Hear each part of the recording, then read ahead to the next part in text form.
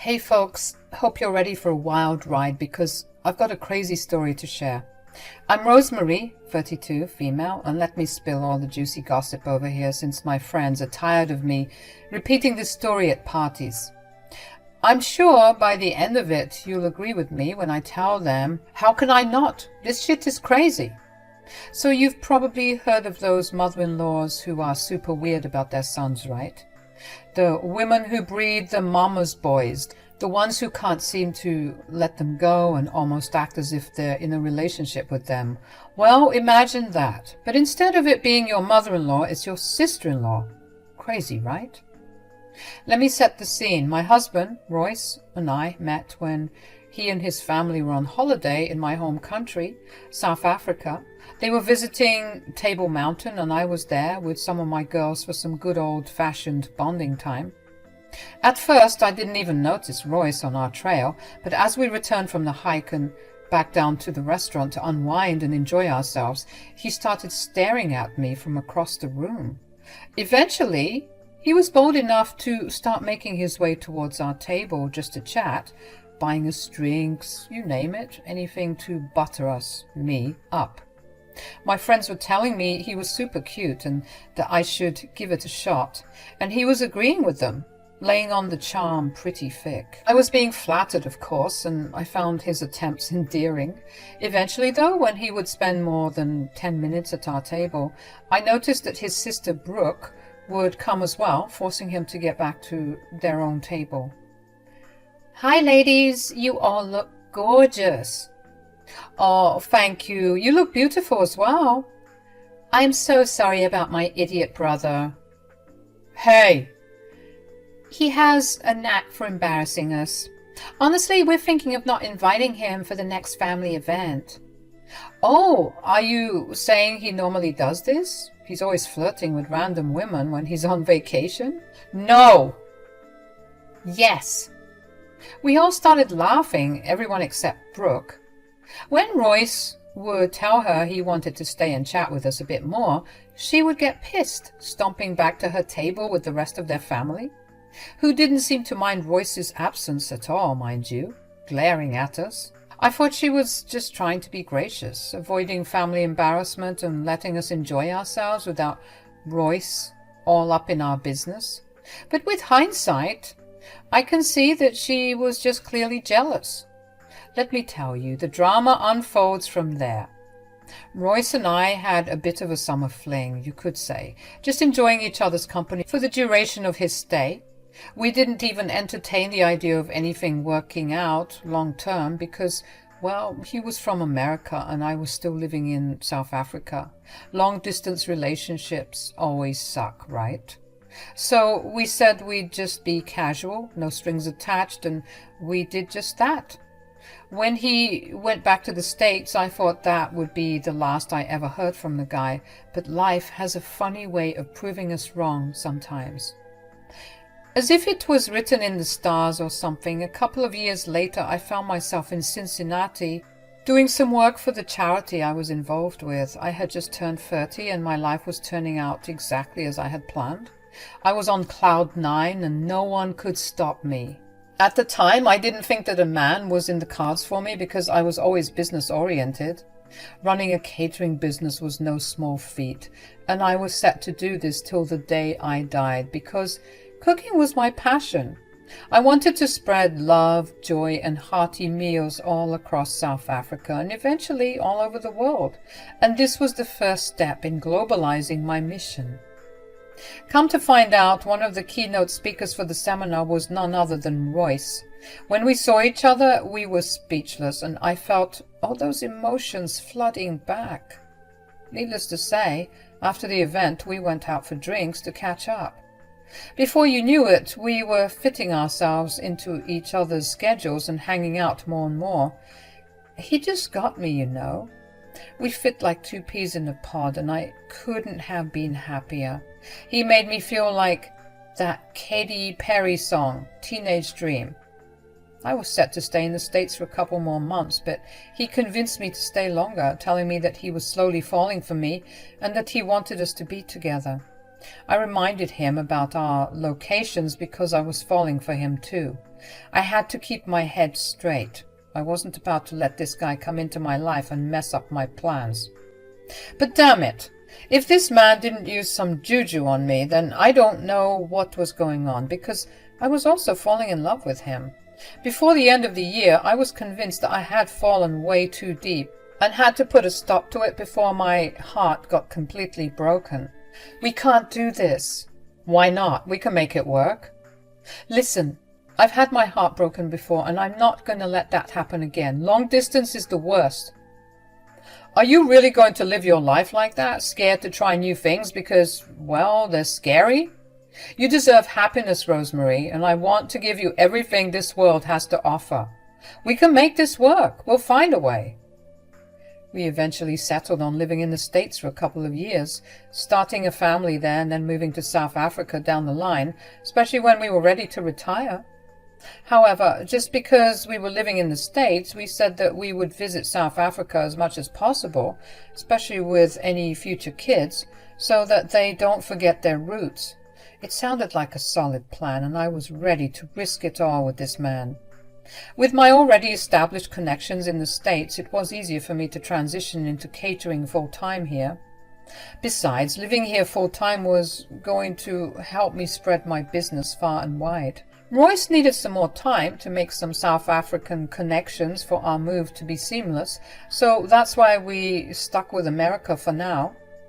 Before we knew it, we were saying our vows and everything seemed to be going well for us. But Brooke was always in the corner, complaining and acting a fool. I was getting sick of her antics, wondering why she was so annoying. Royce told me that being the last born and the only girl in the family, she was always treated like a princess. It made sense, I guess. And I decided to keep our interactions limited because I couldn't handle her. She was just so bitter and annoying. She'd always complain, especially during the wedding preparations. She was acting more of a bridezilla than I was, and it wasn't even her day. Her complaints were always around Royce and how unavailable he'd become. She'd even joke around, saying that I had stolen Royce away from her, but it always rubbed me the wrong way. What sort of sister says something like that about their brothers? She's a weird lady, I'll tell you that. What really set me off was when she wanted to come with us on our honeymoon and stay in the same resort, saying that she also needed a vacation. She was just weird like that, you know. Of course we rejected her suggestion, and as the spoiled princess she was, she threw a tantrum, saying she wouldn't come to the wedding. Everyone was sick of her acting that way, so we all just started ignoring her, the same way you'd ignore an annoying kid. When she saw that we weren't falling for her crap, she would sulk, but eventually come around when she realized that no one was going to coddle her. She even came late to the wedding, no doubt wanting to stir the pot, but again we were all ignoring her BS and enjoying ourselves. My wedding day was beautiful, and I managed to focus on what was truly important. After we returned from our honeymoon and were settling into married life, we came home to find that Royce's mom had gifted us a freaking house. Can you believe it? We were over the moon and beyond grateful, but of course Brooke just couldn't share in our happiness. Camille! Oh, please, still with the Camille. Call me Mom, for God's sake. Oh, Mom, I don't even know what to say. Say you'll accept it. You deserve it. You two have made me so happy, and don't worry, I've made sure there's enough space so that when you two have little ones, you won't have to worry about a thing. Oh, come on, Mom. What? It's about time I got some grandbabies. Lord knows your sister doesn't have much time left. I'm right here, Mom. It's not my fault my boyfriend doesn't want to take things to the next level. Thank you so much for this. As a thank you for being so thoughtful, I decided to host a family dinner party and bring everyone together.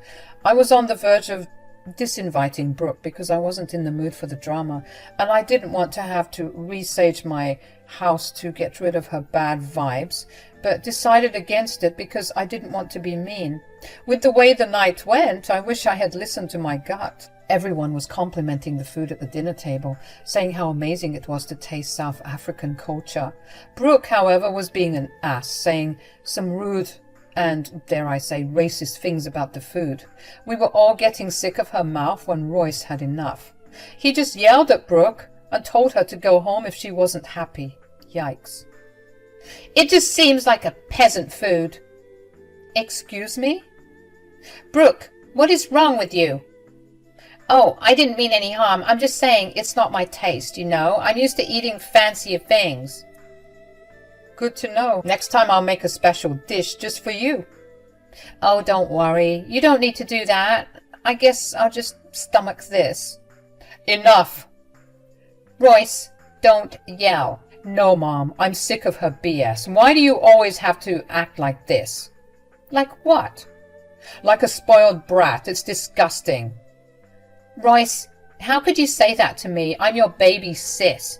Yeah, you're my baby sister, but you're not a baby. We're like 30 minutes apart, damn it. If you don't like it here, then you can just leave. Really, Royce? You're kicking me out? You can't be serious. I've never been more serious in my life. You will not disrespect my wife. Not in this house, not ever. I don't know what's wrong with your taste buds. This food is so good, and you know it. But if you're not happy, you're more than welcome to leave. Now shut up and let me get back to eating before my chakalaka and pap. For the first time in what seemed like a very long time, Brooke had shut up.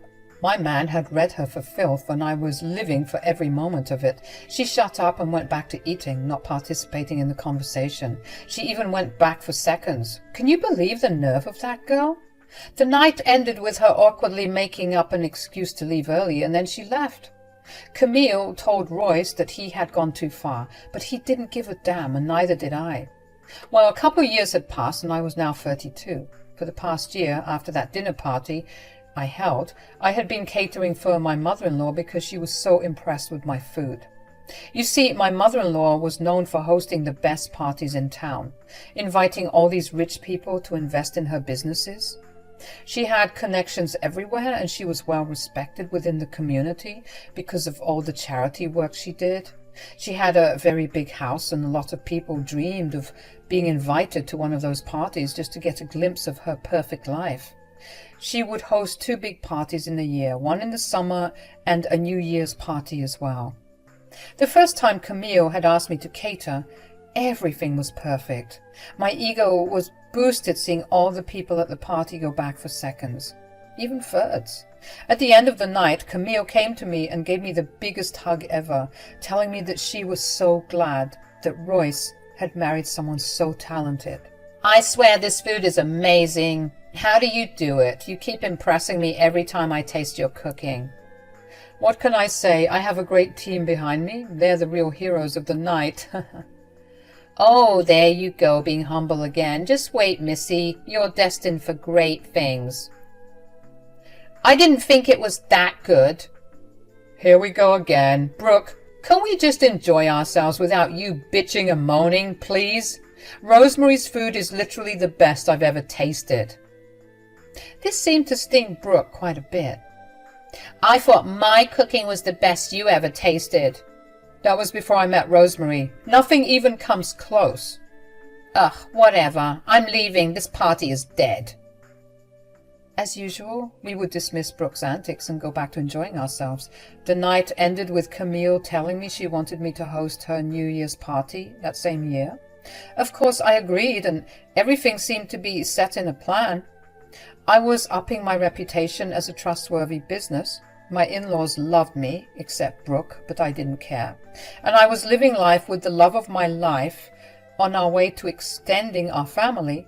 Nothing could have been better for me. Just as was promised, I was set to cater my mother-in-law's New Year's party, and I paid extra detail to everything this time around, not wanting to screw anything up and wanting to outdo myself from last time. But the strangest thing happened that night. My business experienced something we'd never faced before. Looking around the party, people's plates were still full, and they weren't even going back for seconds. When I told Royce about it, he told me not to worry because people were focused on partying. But as the night went on, he also noticed how people weren't eating as much. Camille approached me and she wasn't looking happy. She seemed embarrassed because her party was being ruined with seemingly bad food. She came up to me with a plate in hand and asked me to take a bite of the hors d'oeuvre that she brought over. When I tasted it, I almost gagged. "What the hell is this?" "I should be asking you. What's going on, Rose?" I don't know what to say. My food has never tasted like this before." I didn't know what was going on, but it seemed like my food was spoiled. That was impossible. I only used the freshest ingredients, and when I tasted the food before it was delivered, I made sure everything was in tip-top shape, and everything was. So why did it taste like crap all of a sudden? Camille wasn't happy, of course. Her reputation, as well as my business's reputation, had taken a hit. She even had to end her party early because of how things were going, and no one wants to end a New Year's party early. That's literally sacrilege. To say I was embarrassed was an understatement. I didn't know what to do. Of course, Brooke came around to gloat about my downfall. At the time, I never even thought to accuse her of anything, thinking she was just being annoying, because that was just who she was. Royce came to my defense as usual, but the damage had been done. When summer came around again, things were a bit awkward, but Camille was gracious enough to give me a second chance at catering for her party. I was so grateful for her kindness, promising not to let her down a second time. I took extra measures to make sure that the food would be perfect this time around. I hired more professional chefs to help with the catering, as well as spending a fortune on an even better food truck equipped with state-of-the-art technology to keep the food fresh and clean for as long as possible. But still, when the party had been going on for a couple of hours, I saw the same thing as last time. People practically refusing to eat. Now, Camille was properly pissed, and I couldn't blame her. She found me, pulled me to the side, and was yelling.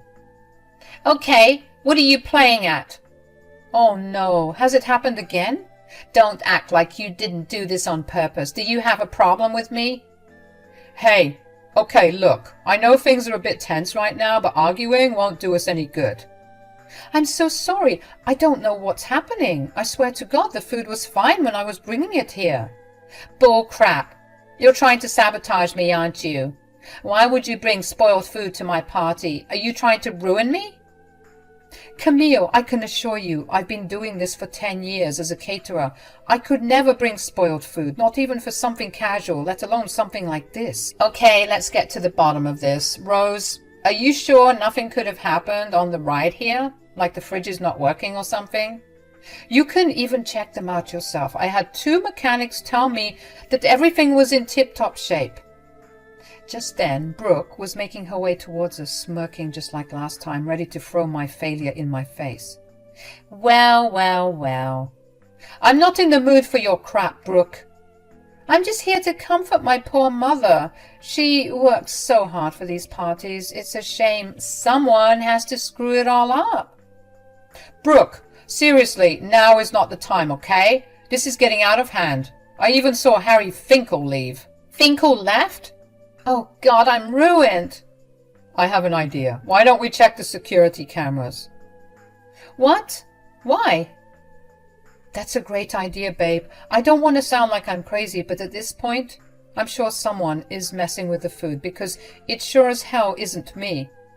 "Fine, I guess we have to rule everything out, but I swear to God, Rosemary, if I find out you have done this to ruin me, I'll do it back to you, but 10 times worse." "Camille, if I sabotaged your food, may God strike me where I stand right now."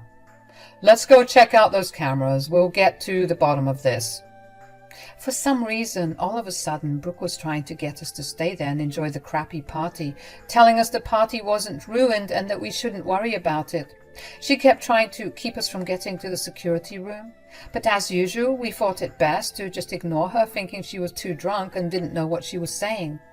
When Royce was scrubbing through the footage, I told him to stop where I saw Brooke standing by the food before the party had started. She reached inside her purse, took out some liquid in a bottle, and started spraying it on the food. She got a spoon and mixed it all up, spraying some more, and then closed the dishes. She did this for all the food. We all looked at her and asked her what the hell she was doing. But she was now sheepish all of a sudden. I lunged at her, grabbing her purse, and she was trying to hold on to it. But she let go, dropping her stuff everywhere. I picked up the bottle that was in her bag and smelled it, and it smelled like rotten meat and fish. I almost threw up. It was so bad. Roy smelled it too and also gagged, and Camille was yelling at her daughter, asking her what she had sprayed in the food. That's when Brooke broke down and started crying. Turns out I was correct in my guess. She had managed to get a hold of some rotting meat and used it to sabotage the food. Are you serious right now? Tell me you're joking. What the hell is wrong with you?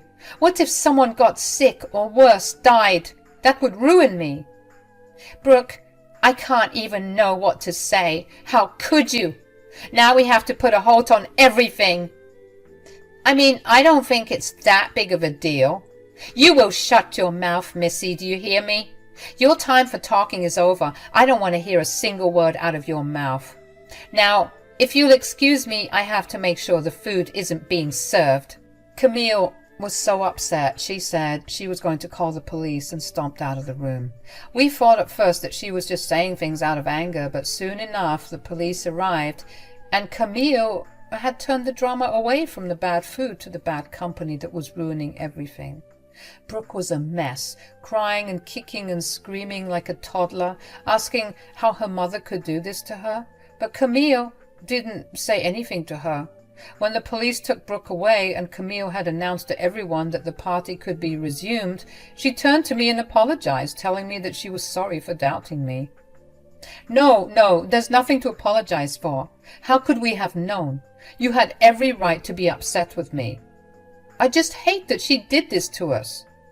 Mom, did you really just get Brooke arrested? It had to be done. Like Rose said, people could have died. I don't take this issue lightly. She's a grown woman, and last time I checked, her brain was working normally. She just chooses to be an awful person, and I'm sick of it. I treated her like the adult she was, so if she thinks she can get away with poisoning people, she should think again. You're right. I'm sure a night or two in the slammer would teach her a much-needed lesson. I'm just glad that my food wasn't the problem. I didn't know what I was going to do if someone decided to sue. I would be ruined. Don't worry. I want to be transparent about everything. People deserve to know the truth, so I'll make the video public and let the people know that if they want to sue, they can sue Brooke. Oof, that's cold, Mom. I second it. I think she deserves it.